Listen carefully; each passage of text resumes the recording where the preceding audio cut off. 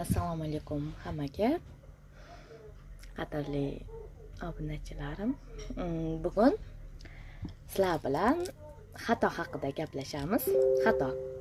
Har kim ham inson xato qilishga haqqi bor. Xato qilishga haqli.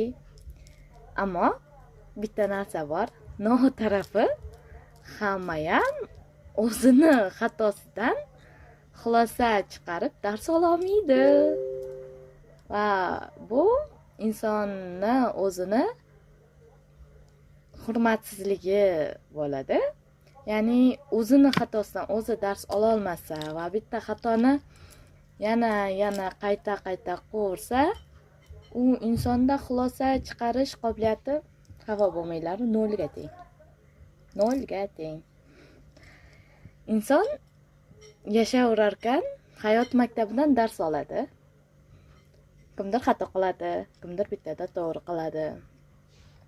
Agar xatolar bo'lmaganda biz penicillin nimaligini bilmasdik. Lampochka nimaligini bilmasdik. Va hokazo xatolar natijasida yuzaga kelgan narsalarni biz bilmasdik. Xristofor Kolumb ham dengiz orqali, ya'ni okean orqali Hindistonga boraman deb xaritadagi ayrim qisqartirishlar oqibatida u aynan Amerikaga borib qolgan. Va men Hindistonga keldim deb o'ylagan. Lekin aslida u Amerika qit'asini kashf etgan birinchi geograf olim bo'ladi. Shunday ekan, bu hayotda hech qachon xato qilishdan qo'rqish yoki ham qochish kerak emas.